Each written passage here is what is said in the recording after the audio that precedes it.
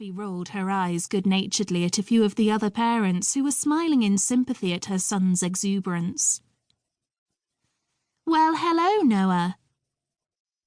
He tilted his head up to grin at her, silky hair sliding away from his eyes, his gap-toothed grin. He'd lost his first tooth a few weeks ago, like a fist squeezing her heart. She ruffled his hair, noticing how he jerked away, her baby already a little boy, starting to grow away from her. It made panic clutch at her insides, even though she knew it was normal and necessary. "Can we go to the beach, please, please?" he asked, his words tumbling over themselves. "It's so nice out." Abby managed one last ruffle of his hair before he was darting away, moving on his tiptoes, ever in motion. "I suppose we can." She smiled at a few of the other mums whom she'd gotten to know over the last year. Most of them were a decade older than she was, but Megan Campbell was the same age, as well as another single mum, and she gave Abby a cheeky grin as she led her own son, Nathan, by the hand down the steep lane that led to the high street. "We're going to the beach," Abby called to her. "If you and Nathan want to come along." "Why not?" Megan called back. "Can't waste this weather, can we, Nath?"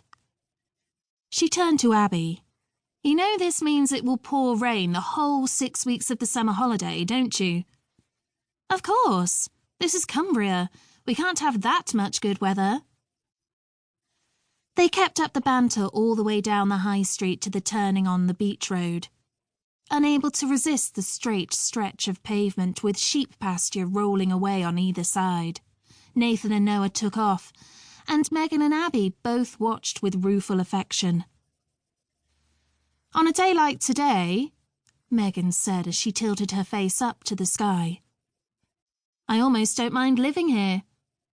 "Oh, Megan, you like living here, don't you?" Megan lowered her head with a gusty sigh.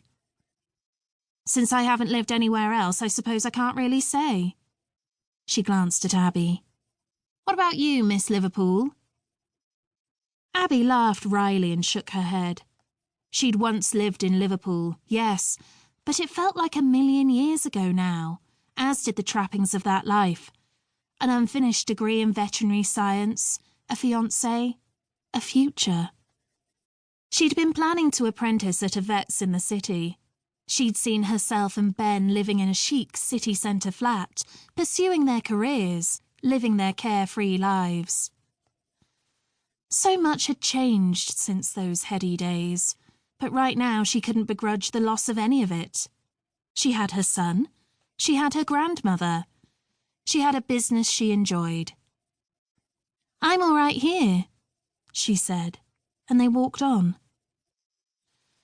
They'd just reached the beach car park, the boys sprinting towards the playground on the field above the promenade along the sea, a few bright kites circling in the air above them. "Slow down," Abby called, and then came to a halt herself when she saw her grandmother waving from the beach cafe's doorway, one hand clutched to her side, her face red with effort. "Oh no," she muttered, and Megan glanced at her. "What's up?" "Gran!" Abby nodded towards Mary. "Noah!" she called, but Megan stopped her. "Go on. Whatever it is, it will be better for you if Noah isn't underfoot. I'll watch them at the park for a bit." "Would you?" she began in relief, only for Megan to wave her away. "Easier for me if Nath has a friend there," she assured her with a grin. "Really, I'm doing myself a favour. I'll drop him back in an hour or so." Abby called her thanks as she started hurrying towards the cafe. Her grandmother had had a heart attack 2 years ago, which had, at least in part, prompted Abby's return. There'd been no one else to help Mary Rhodes run the place, and Abby had needed somewhere to go. Since then, she'd been gently taking over the management of the cafe. Mary wasn't one to let go of anything easily, and the beach cafe had been in her family since the 1940s. "Gran!" she called as she reached the cracked